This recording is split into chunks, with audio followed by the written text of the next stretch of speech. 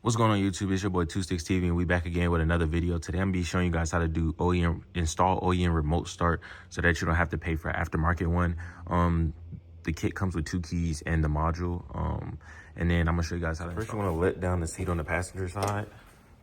As you can see, I'll let it down, let the passenger seat down, and then you're gonna want to come inside.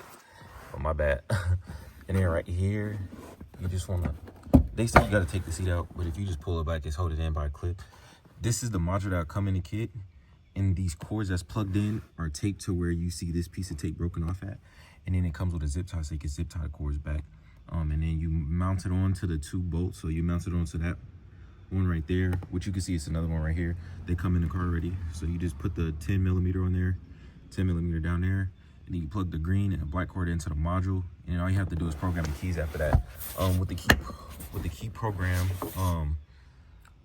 keys program, you have to order a module that you don't take, because I took mine to the dealer and they said they couldn't program it. So I'm gonna put everything that you need, and I'm gonna link the video on how to program the keys by yourself, so you don't have to take it to the dealer and pay. I don't know, my dealer charged like $200 for the 2 keys. But yeah, I'm gonna link that down below, and I'm gonna put the screenshot up on this part of the video to show you how to do it. I programmed my keys using the same method that he did. Like I said, the dealer said they couldn't program it.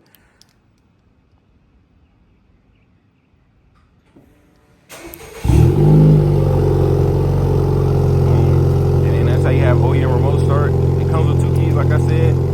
So after you do the programming, you have a total of 4 keys. So you had the 2 keys that the car came with. If your car came with 2 keys, mine came with 2 keys. And then you'll get another key, this key right here. You get another extra key, that's driver 2, this is driver 1.